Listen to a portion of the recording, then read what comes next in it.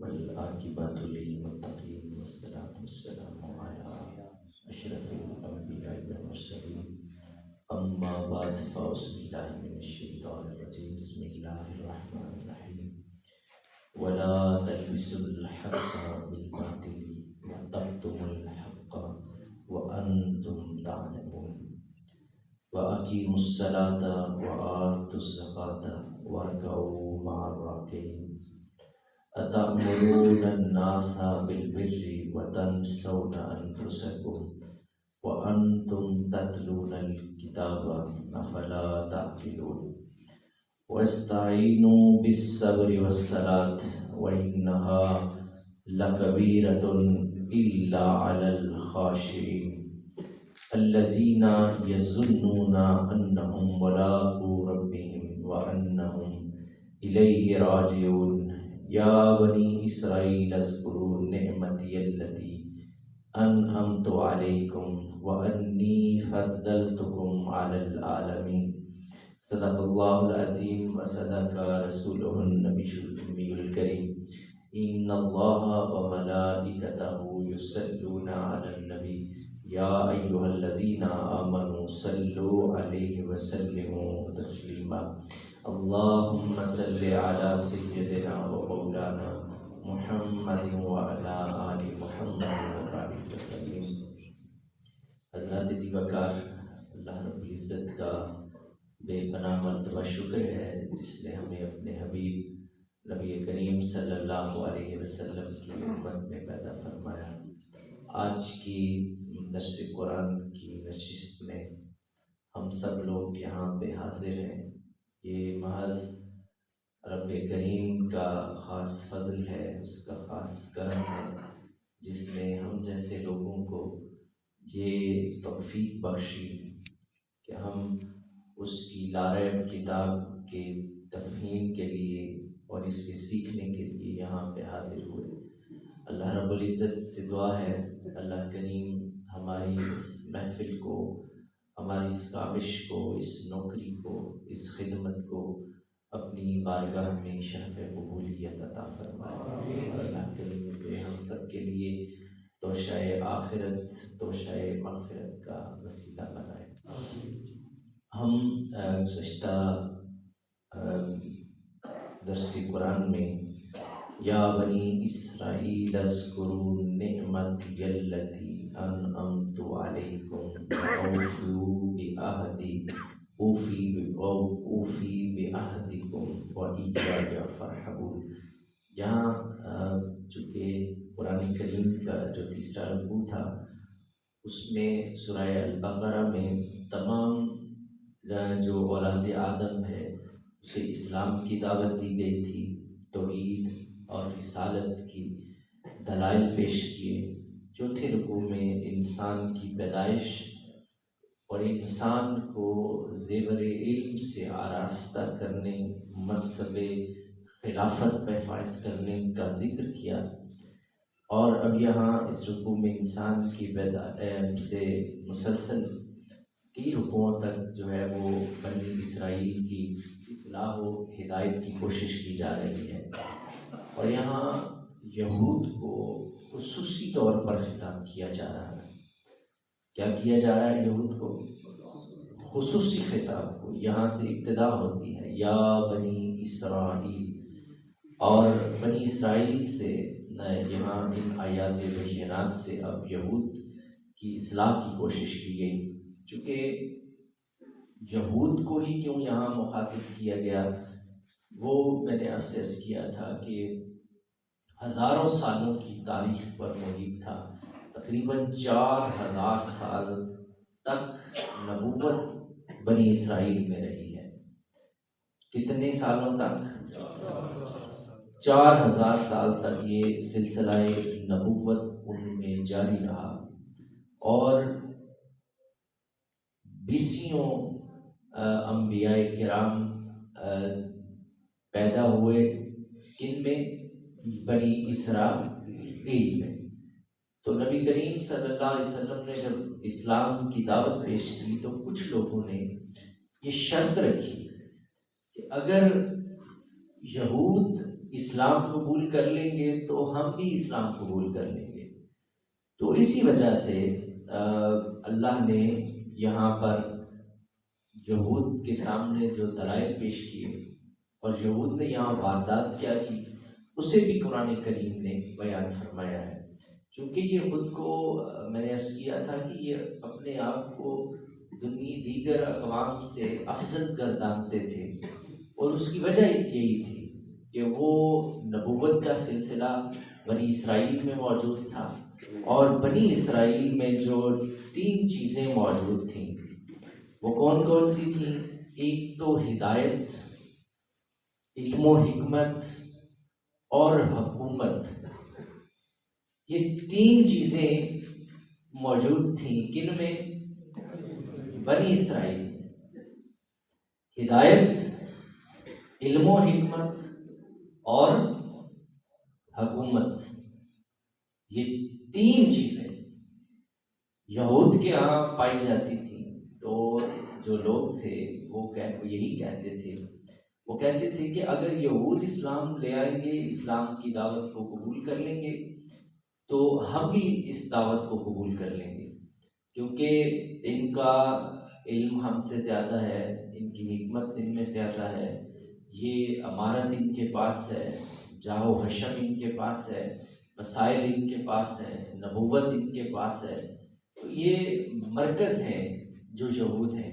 اس لیے قرآن نے اب سورہ بقرہ میں یہود کو وہ دلائل پیش کرنا شروع کیے اور فرمایا کہ تم 2 نمبری نہ کرو۔ وہ دو نمبری کیا کرتے تھے؟ قرآن کہتا ہے کہ ہم نے ان سے کہا کہ ہم نے تو اپنی نعمت تم پہ تمام کی، ہم نے اپنا وعدہ پورا کیا، اور تم بھی اپنا وعدہ پورا کرو۔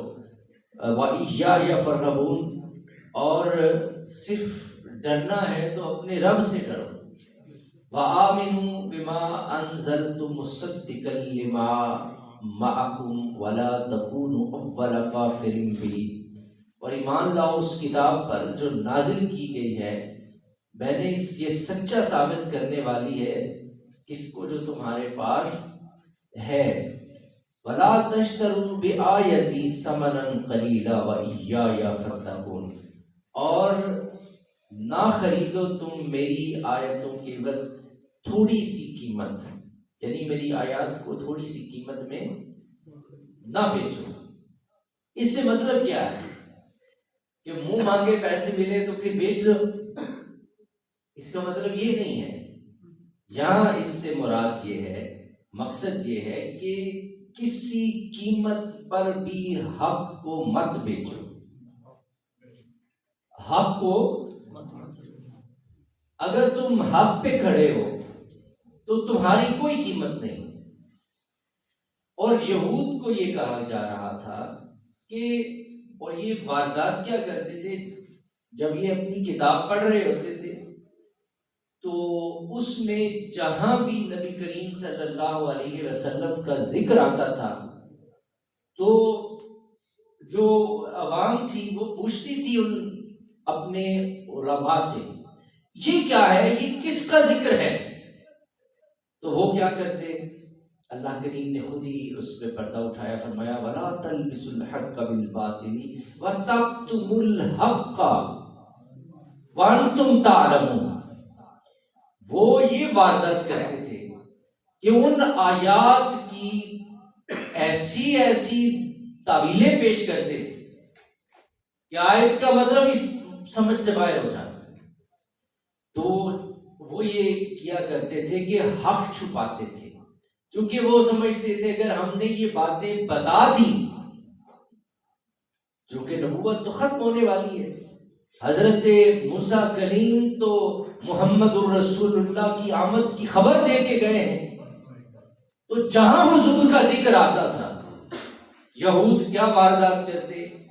یہود حضور کے ذکر کو چھپاتے، پھر آیات کی تعویل ایسی کرتے کہ اس کا حسن مفہوم جو تھا وہ لوگوں کو سمجھ ہی نہیں آتا تھا کہ یہ کہنا کیا چاہتے ہیں۔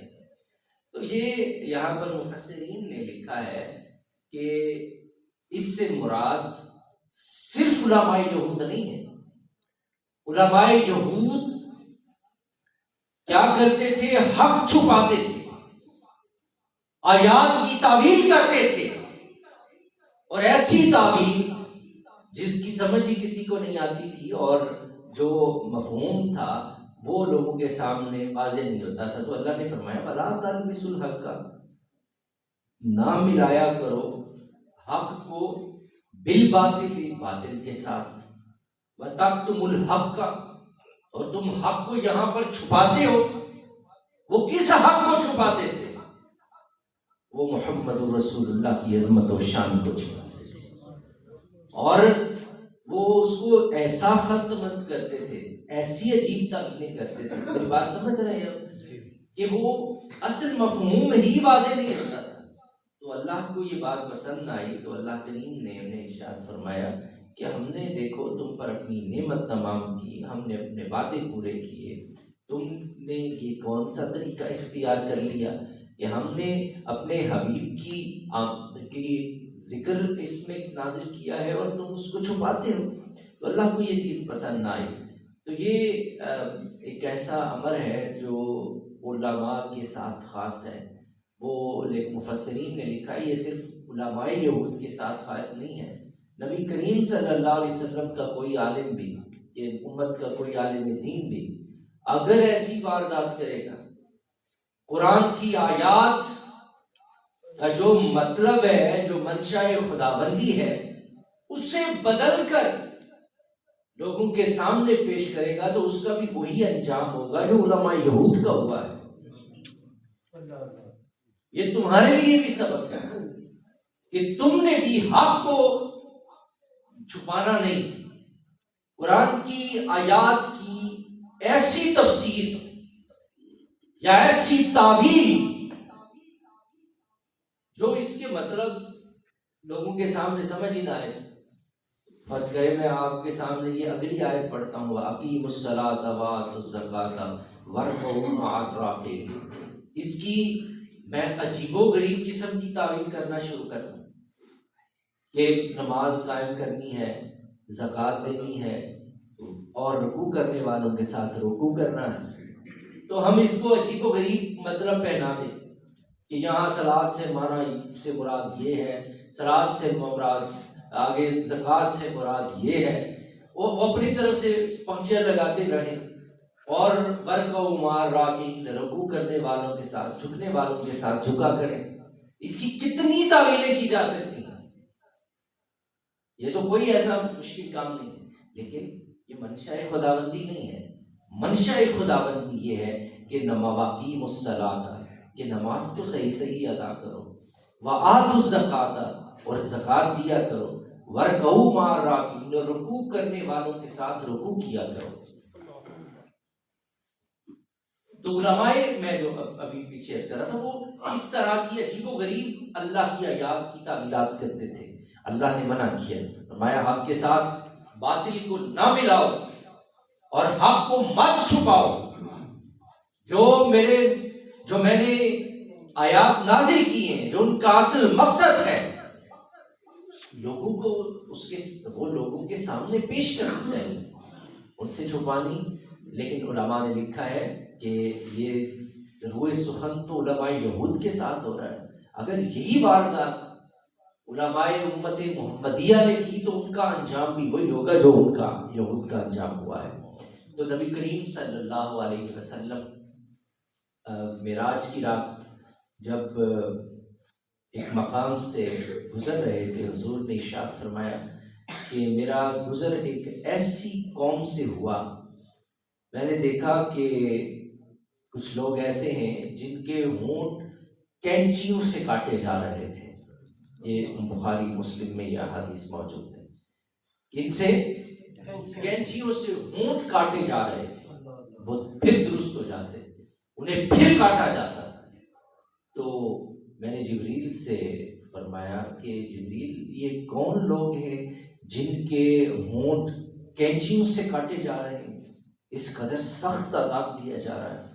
تو جبریل نے عرض کی یا رسول اللہ، یہ وہ لوگ ہیں جو لوگوں کو تو نیکی کی دعوت دیتے تھے لیکن خود اس پر عمل نہیں کرتے تھے. اتأمرون الناس بالبر وتنسون انفسکم. وہ لوگوں کو تو اچھائی کا حکم دیتے لیکن انہوں نے اپنی ذات کو بھلا بیٹھے تھے. وہ اوروں کو اچھائی کی تعلیم دیتے تھے اور خود برائی کیا کرتے تھے. ان کے قول و فعل میں تضاد تھا. تو یا رسول اللہ یہ اپنے نفسوں کو بلائے بیٹھے تھے حالانکہ وہ قرآن کی کتاب کی تلاوت کرتے. تنسون انفسکم کہ وہ کیا کر رہے تھے؟ وہ اپنی ذات کو بھلا بیٹھے تھے.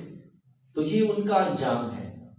تو اللہ کریم ہمیں اس برے انجام سے محفوظ رکھے. تو اس سے ایک چیز یہ بھی مراد ہے کہ جو قول و فعل کا تضاد ہے یہ اللہ کو پسند نہیں ہے کہ آپ کہیں کچھ اور کریں کچھ. تو واقعی الصلاۃ یہ یہود کو بتا کے پھر کیا ارشاد فرمایا اقیموا الصلاۃ، تو صحیح نماز ادا کیا کرو. وآتوا الزکاۃ اور زکوٰۃ دیا کرو. وارکعوا مع الراکعین اور رکوع کرنے والوں کے ساتھ رکوع کیا کرو. اتأمرون الناس بالبر، کیا تم دوسروں کو نیکی کا حکم دیتے ہو. وتنسون انفسکم اور اپنے آپ کو تم بھلا بیٹھے ہو. وانتم تتلون الکتاب افلا تعقلون، حالانکہ تم کتاب کو پڑھتے ہو، تمہیں پتہ ہے اس میں کیا لکھا ہے، اس کے مفہوم بھی تم جانتے ہو، اس کی تلاوت بھی کرتے ہو، اسے پڑھتے بھی ہو، لیکن پھر بھی کیا ہے تمہیں سمجھ نہیں آتی. افلا تعقلون، تم عقل نہیں رکھتے کہ اس میں کہا کیا جا رہا ہے اور تم کیا بیان کر رہے ہو.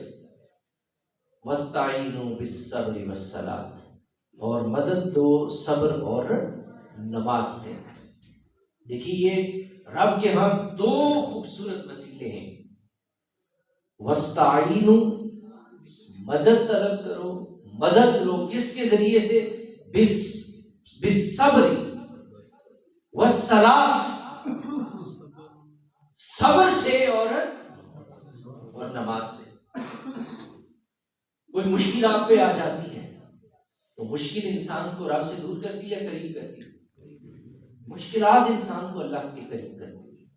وہ برے صغیر میں ایک جہانگیر کے وقت میں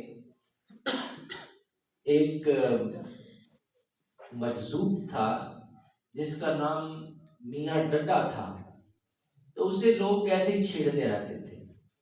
تو اسے پوچھتے میاں ڈڈا رب کیویں ربا، جس نے گزرنا اس نے ایسے ہی اس سے سوال کرنا. تو ایک دن کسی شخص نے اس سے سوال کیا تو اس نے کہا آؤ میں تمہیں بتاتا ہوں رب کیسے ملا مجھے. کہتا ہے ایک دفعہ بادشاہ نے جہانگیر نے مجھ سے ملنے کی فرمائش کی، میں تم سے ملاقات کرنا چاہتا ہوں. تو میں نے اسے کہا کہ میں نہیں تم سے مل سکتا. تو میں نے اس نے کہا کہ نہیں میں ضرور تم سے ملاقات کروں گا.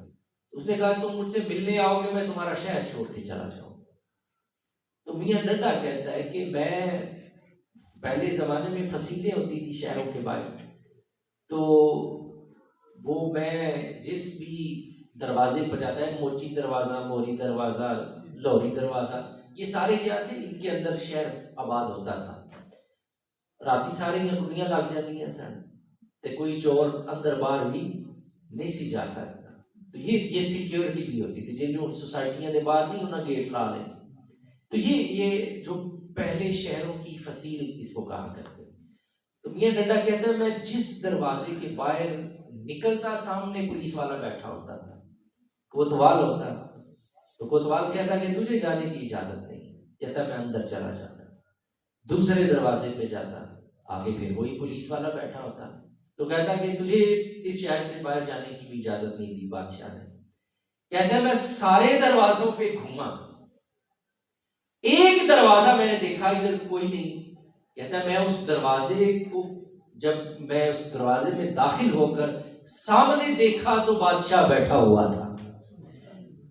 تو کہنے لگا کہ میاں ڈنڈا کہتا ہے بھائی مجھے بھی رب ایسے ہی ملا ہے. اللہ نے دنیا کے سارے دروازے مجھ پہ بند کر دیے.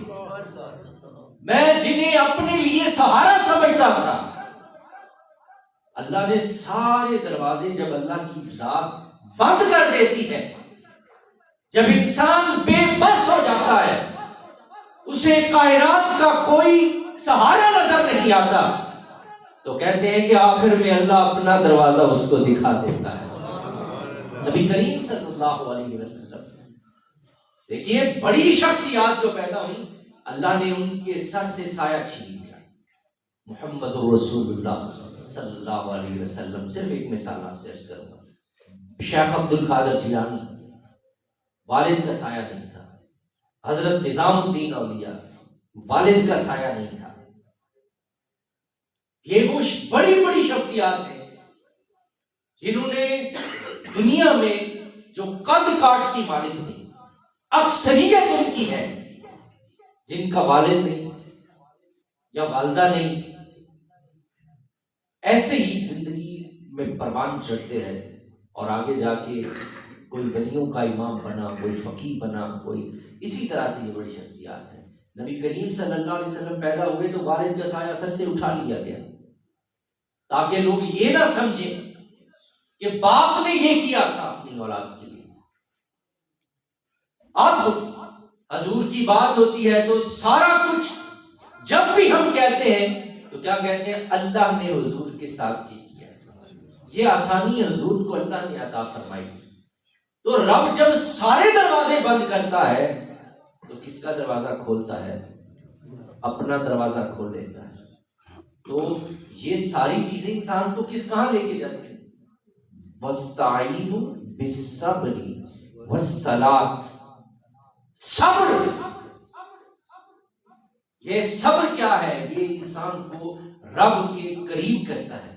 میں اس دن بھی آپ سے عرض کر رہا تھا کہ روزہ ہے، روزے کا جو اجر ہے وہ کیا ہے؟ الصوم لی وانا اجزی بہ.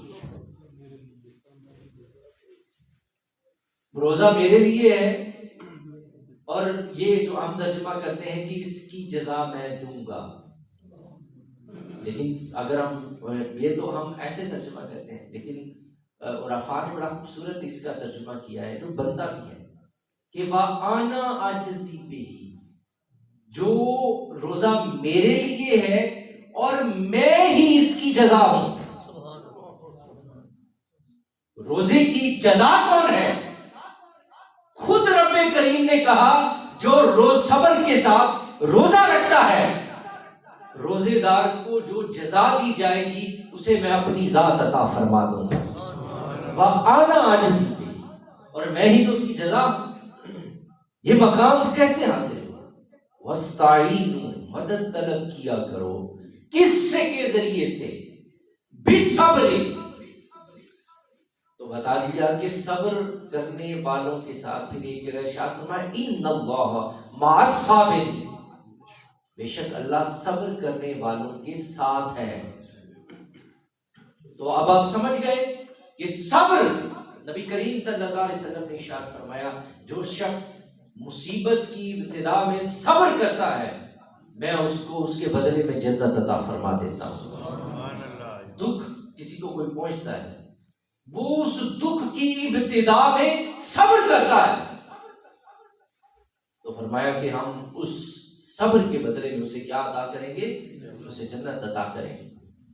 وَاسْتَعِینُوا بِالصَّبْرِ وَالصَّلَاةِ، اور نماز کے ذریعے مدد طلب کیا گیا.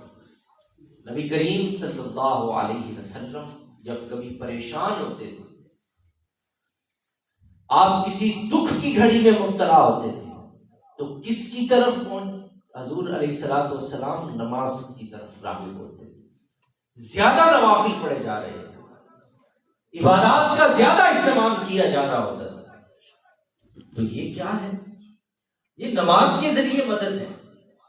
ہر نماز میں ہم پڑھتے ہیں ایاک نعبد و ایاک نستعین، مالک ہم تیری ہی عبادت کرتے ہیں اور تجھ ہی سے مدد مانگتے ہیں، تیری ذات ہی تو ہماری مددگار ہے. ہمارے دکھوں میں، ہماری محرومیوں میں، ہماری پریشانیوں میں، ہماری تکلیفوں میں، ہماری بیماریوں میں، ہماری غربت میں، افلاس میں، تنگ دستی میں کس کی ذات؟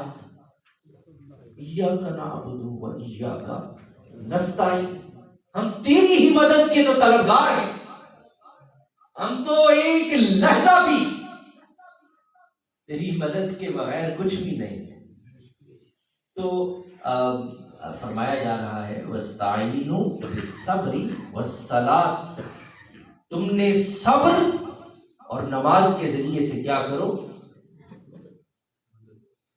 وَإِنَّهَا لَقَبِيرَةٌ إِلَّا عَلَى الْخَاشِعِينَ، یہ جملے سنیے گا، اللہ نے کیا ارشاد فرمایا؟ یہ صبر، یہ نماز، دونوں چیزیں کیا ہیں؟ وَإِنَّهَا لَقَبِيرَةٌ إِلَّا عَلَى الْخَاشِعِينَ، یہ نماز بہت وزنی ہے۔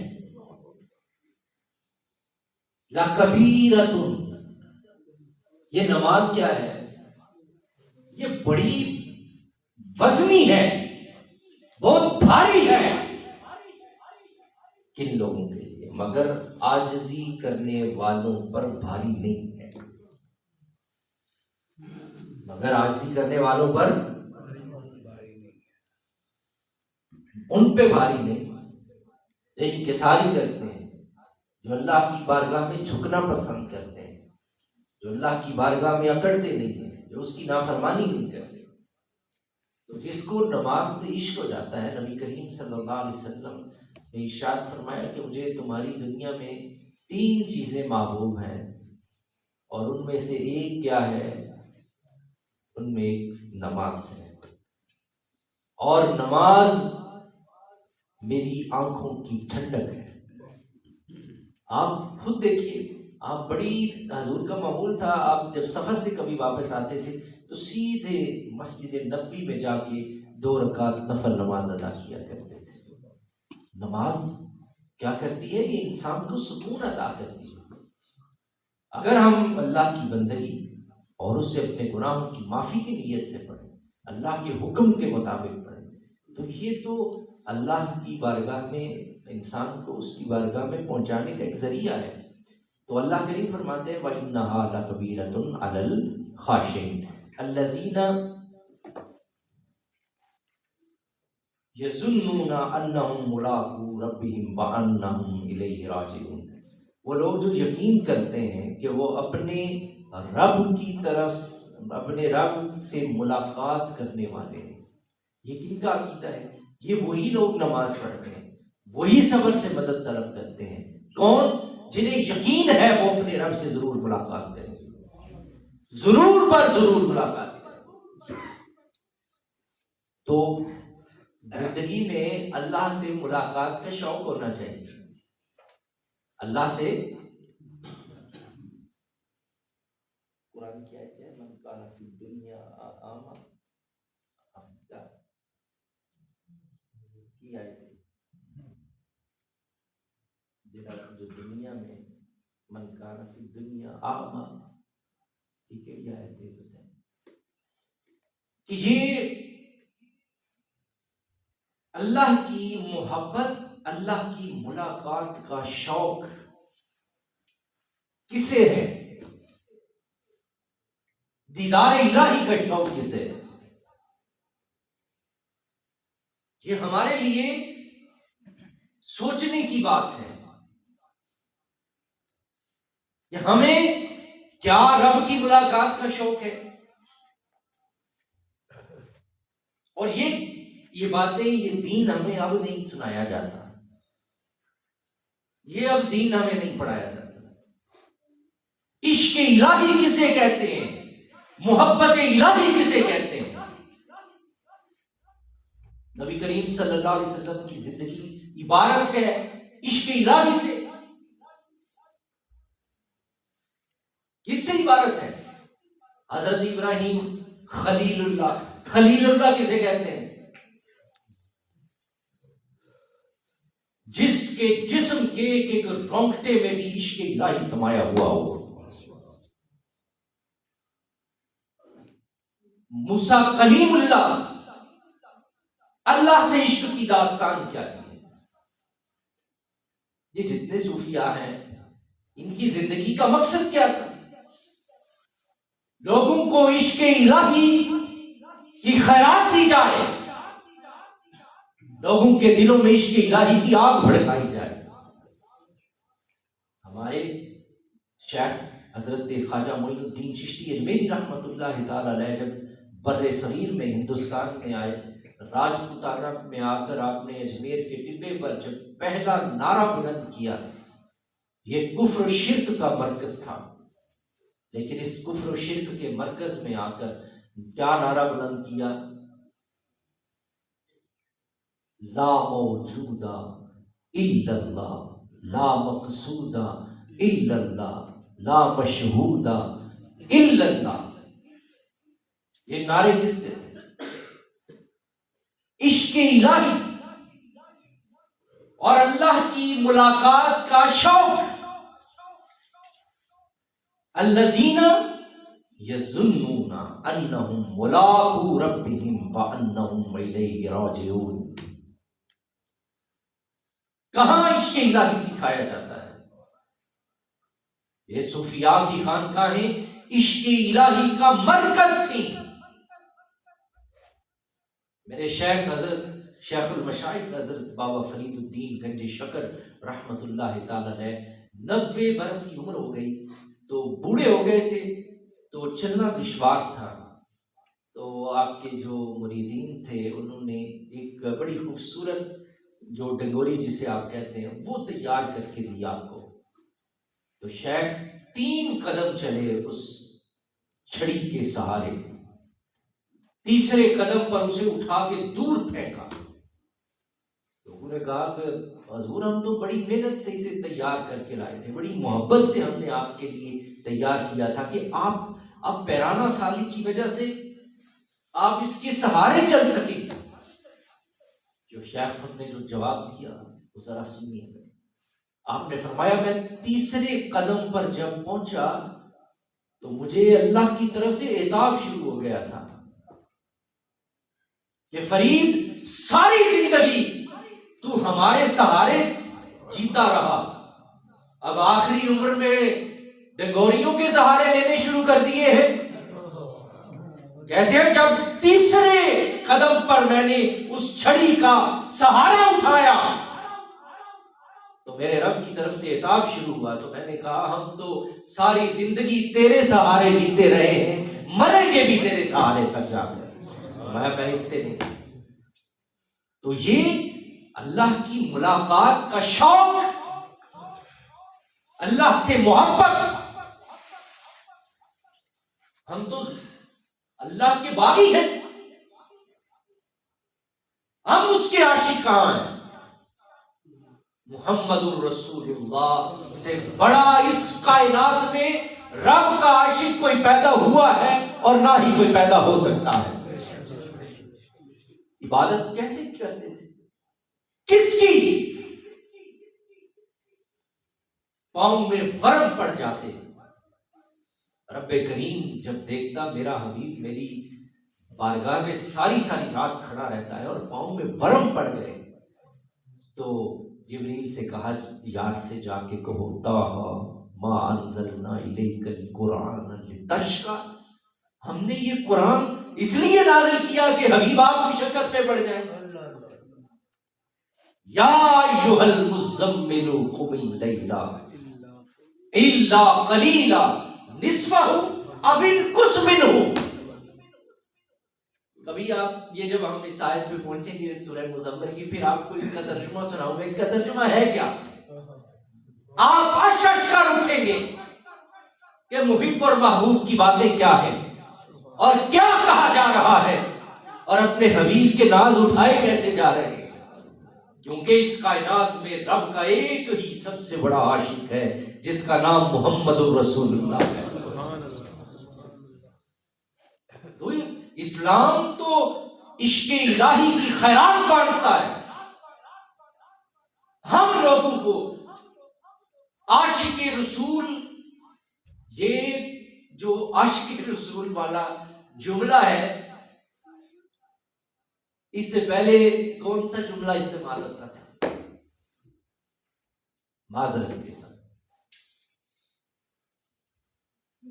معذرت اس پر آپ سے تو نہیں کرنی چاہیے، لیکن چونکہ ماحول ہے، اٹھائیے اپنی تاریخ کہ صوفیاء کی ہم کتابیں پڑھتے ہیں، ان میں کون سے جملے استعمال ہوتے تھے عشق الہی کے. لوگوں کو رب کا عاشق بنایا جاتا تھا. آپ جانتے ہیں کہ اللہ کا ذکر کرنے سے حضور کتنے خوش ہوتے ہیں. بھئی حضور کو سب سے زیادہ محبت کس سے ہے؟ اللہ سے.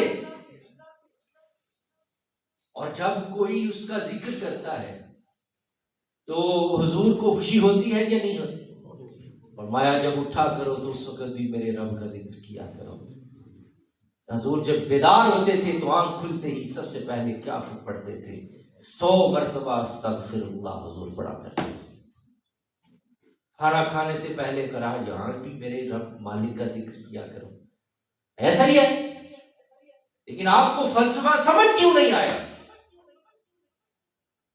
کہ اللہ کے رسول ہمیں عاشق الہی بنانا چاہتے تھے،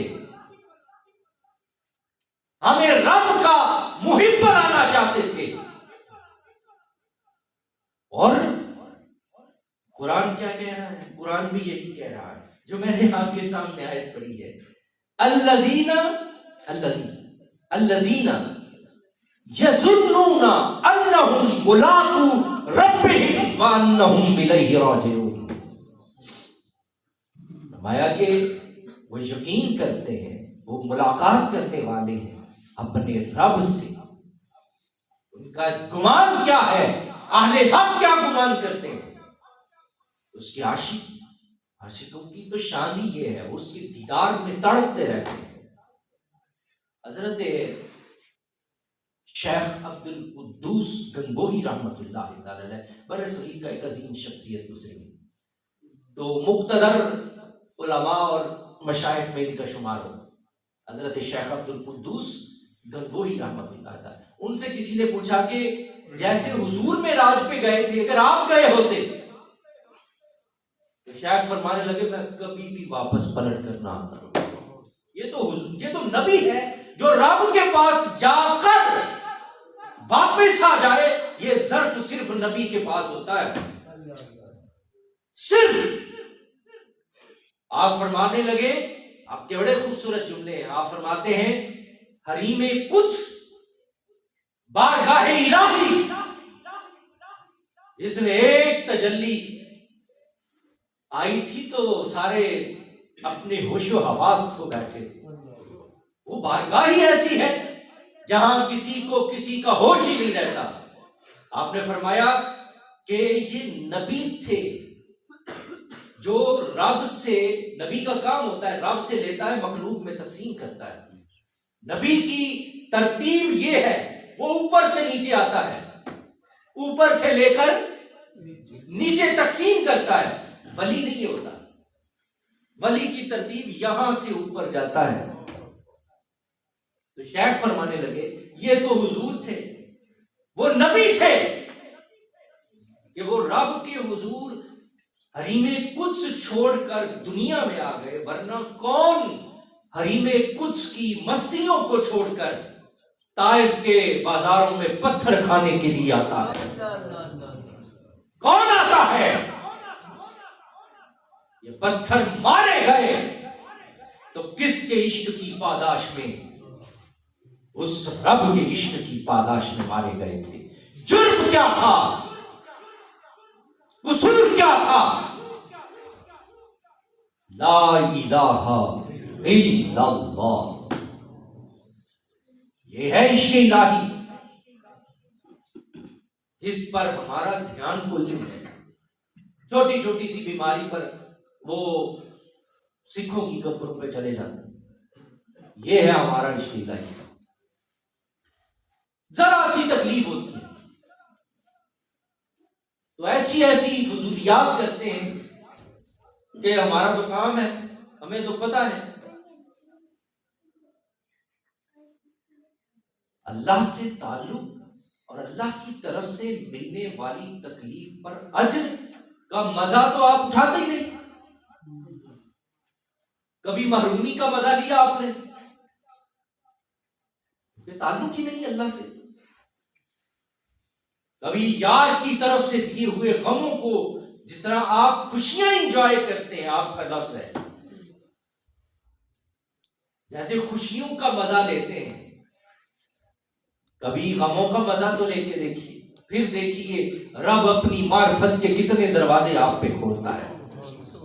آپ نے تو جزا سزا چھوڑ دی، آپ نے تو تعلق باللہ کسے کہتے ہیں آپ نے اس کا تو تصور ہی ختم کر دیا. ہم نے یار کی طرف سے وہ محمود اور ایاز کو جانتے ہیں آپ، وہ جو خلیفہ تھا، اکثر آپ سے میں اس کا ذکر کرتا ہوں، محمود بادشاہ کا جو ایاز خلیفہ تھا.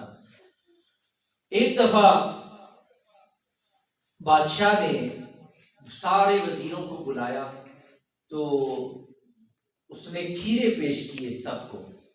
تو جو بھی وزیر منہ میں کھیرا ڈالا کرا بڑا کوڑا اور پھاڑ رہا تھی تھی.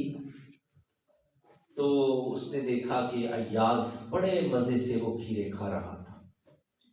تو بادشاہ نے پوچھا یہ سارے کہہ رہے ہیں بڑے کوڑے نے کڑوے ہیں، انہوں نے تو یہ دیکھو سامنے ٹیبل پہ رکھ دیا، تم مزے سے کھا رہے ہو. ایاز کہنے لگا جو روز میٹھا کھلاتا ہے، اگر ایک دن اس نے کڑوا کھلایا تو میں شکوہ کرنا کیوں شروع کر دوں؟ ساری زندگی میرا رب تمہیں عطا کرتا رہے، ایک دفعہ ایک چیز سے معروف کرے تو اللہ سے لڑنا شروع کر دیتے ہیں، اللہ سے جھگڑنا شروع کر دیتے ہیں. محمد الرسول اللہ کی حیات مقدسہ اٹھا کے دیکھیے. جبریل آئے، کہا حضور امام حسن اور حسین کو چوم رہے تھے، کسی حسن کا چہرہ چوما جا رہا ہے، حسین کی گردن چومی جا رہی ہے. محبت جب اپنے عروج پہ دیکھی تو کہا جبریل جائیے میرے حبیب کے پاس، کہیے کہ جنہیں آپ اس قدر محبت دے رہے ہیں، جنہیں آپ چوم رہے ہیں، انہیں تو کربلا کی سرزمین پہ ان کو زہر دیا جائے گا اور ان کی گردن کاٹی جائے گی. جب یہ پیغام پہنچا، آپ تصور کر سکتے ہیں تعلق باللہ کسے کہتے ہیں. ہم نے رب کی طرف سے محرومی کو، رب کی طرف سے دیے ہوئے دکھوں کو کبھی ان سے اجر حاصل کیا ہے؟ میرا کریم ارشاد فرماتا ہے میرے کسی امتی کے پاؤں میں جب کانٹا چبھتا ہے تو وہ کانٹا چبھنے کی چبھن جو ہے میرا رب اس کا بھی اسے اجر عطا فرماتا ہے. کنڈا چبھن کا بھی اللہ کی دندہ ہے، وہ دا بھی ثواب دندہ ہے کہ میں نے اسے کانٹا چبھویا ہے، اسے کانٹا چبھا ہے، میں اس کے بدلے میں بھی اسے اجر عطا کروں گا. تو ہم رب کی ملاقات کے مشتاق نہیں ہیں، ہمارا رب سے تعلق نہیں ہے، ہمارا رب سے رشتہ نہیں ہے. جو رشتہ اللہ کے رسول پیدا کرنا چاہتے ہیں وہ کیا ہے؟ وہ عارف کھڑی کا شعر آپ اور جتنے پیسے سوٹ دے ہو سمجھو آئے پاوے نہ آئے، میاں صاحب نے شعر سنا دو. میاں صاحب کیا کہتے ہیں؟ آپ فرماتے ہیں کہ جنہ دکھاں وچ دل بر راضی تے سکھ نہ تھی واری، دکھ قبول محمد بخشا تے شالا راضی رہن پیارے. کہا ہم اسے راضی کرنا چاہتے ہیں. ہم نے ان سکھوں کو کیا کرنا جس سکھ کو حاصل کرنے کے بعد یار ناراض ہو جائے. ہم نے اس خوشی کو کیا کرنا ہے، ایسی آسانی کو ہم نے کیا کرنا ہے. میں دکھ تو وہ ہے، حاصل تو وہ ہے کہ جس کو حاصل کرنے کے بعد مالک راضی ہو جائے. تو پھر جب آپ مالک کو راضی کرنے کے لیے کی کوشش کرتے ہیں تو یہ عشق کی منازل طے کرتا ہے، معرفت کی منازل انسان کو طے ہوتی ہے. توکل کی منازل انسان کو طے اللہ کریم کی ذات طے کرواتی ہے، وہ ان سے رشتہ جوڑتی ہے۔ تو اللہ نے اہل محبت کی ایک نشانی بیان کی، فرمایا الذین یظنون انہم ملاقو ربہم وانہم الیہ راجعون، انہیں پتہ ہے وہ اپنے رب کی شوق ملاقات کے مشتاق رہتے ہیں۔ وہ کہتے ہیں، اور جنت کی سب سے بڑی جو نعمت ہے وہ کون سی نعمت ہے؟ دیدار الہی۔ یہ دوبارہ کام کرو، جنت کی سب سے بڑی نعمت کون سی ہے؟ وہ دیدار الہی۔ قیامت جنت میں ہر جمعے کو اللہ کریم اپنا دیدار عطا فرمائیں گے، جسے دنیا میں رب کے دیدار کا شوق ہی نہیں رہا اور اس نعمت سے محروم ہے جو جنت کی سب سے بڑی نعمت ہے۔ مایا کیا؟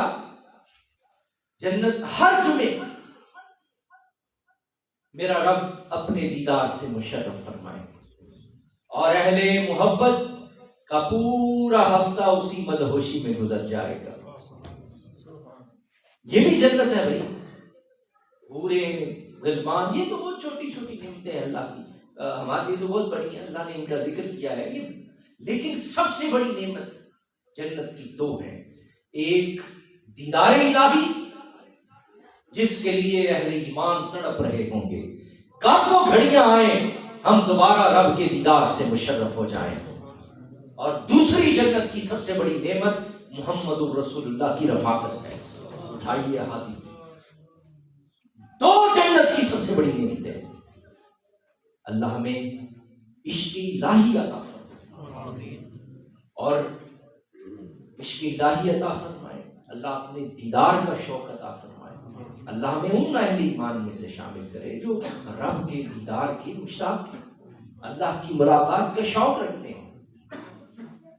الحمدللہ والصلاة والسلام علی اشرف الانبیاء والمرسلین، اللہم صلی علی سیدنا و مولانا محمد وعلی آل محمد وبارک وسلم۔ مالک اپنے حبیب نبی کریم صلی اللہ علیہ وسلم کے فیض اس محفل پاک اس درس قرآن میں اپنی بات کا قبول و منظور فرمائے۔ مالک جڑے لوگ ادھر انتظام و انصرام کر دیں، مالک کے واسطے کوشش کر دیں، مالک انہوں نے اس کاوش نو، اس کوشش نو، اس خدمت نو، اس نوکری نو اپنی بارگاہ وچ قبول و منظور فرمائے۔ مالک سب دی مال جان اولاد دی حفاظت فرما، سب لوگ رزق وافر عطا فرما۔ مالک جتنے لوگ حاضر ہیں سب دی حاجات پوری فرما، بیمار نے انہوں نے صحت عطا فرما، رزق میں مسائل میں مالک آسانیاں عطا فرما۔ مالک جڑے حاضر بے اولاد نے انہوں نے صاحب اولاد عطا فرما۔